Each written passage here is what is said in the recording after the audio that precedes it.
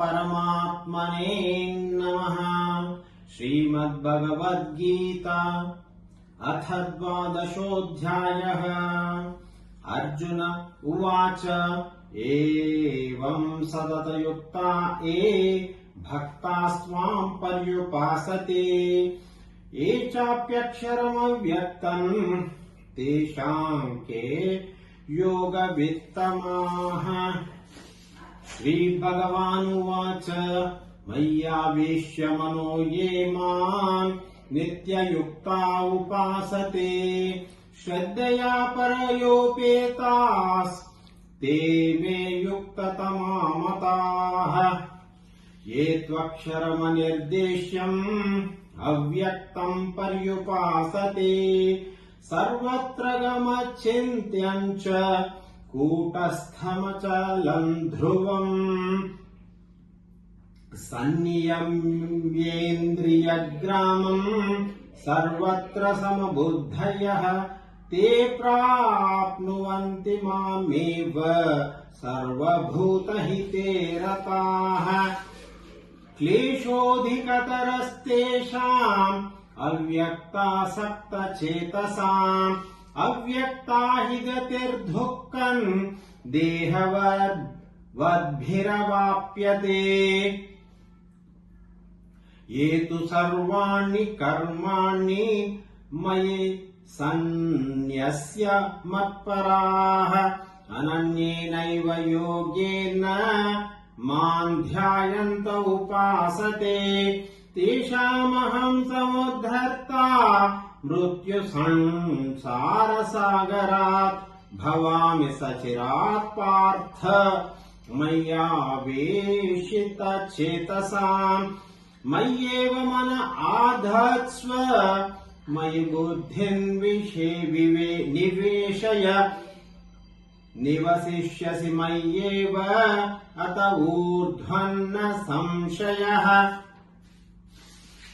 अथ चित्तम् समाधातुम् न शक्नोषि मयि स्थिरम् अभ्यासयोगेन ततो मामिच्छाप्तुम् धनञ्जय।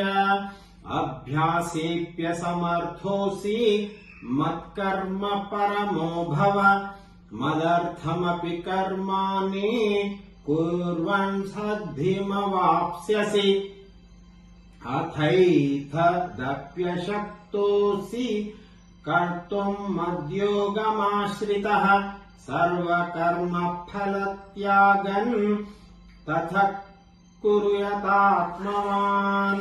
श्रेयो हि ज्ञानमभ्यासात् ज्ञानाध्यानौ विशिष्यते ध्यानात् कर्मफलत्यागस् त्यागात् शान्तिरनन्तरम्।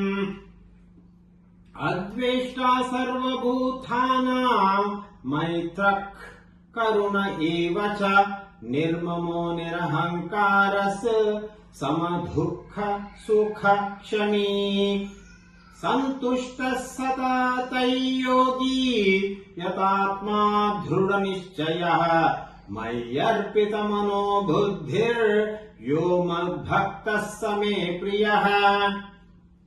यस्मान्नो द्विजते लोको लोकान्नो द्विजते च यः हर्षामर्षभयोद्वेगैर्मुक्तो यः स च मे प्रियः। अनपेक्षः शुचिर्दक्ष उदासीनो गतव्यथः सर्वारम्भ परित्यागी यो मद्भक्तः स मे प्रियः। यो न हृष्यति न द्वेष्टि न शोचति न काङ्क्षति शुभाशुभ परित्यागी भक्तिमान्यः स मे प्रियः।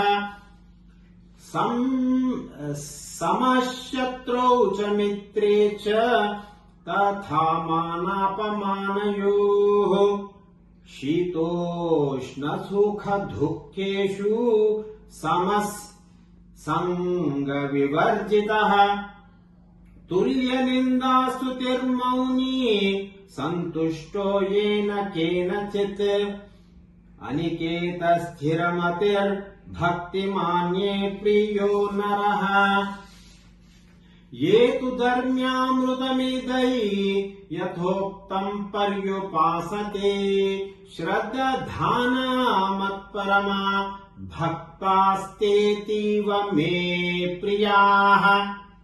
ॐ तत्सदिति श्रीमद्भगवद्गीतासु उपनिषत्सु ब्रह्मविद्यायां योगशास्त्रे श्रीकृष्णार्जुनसंवादे भक्तियोगो नाम 12ोऽध्यायः।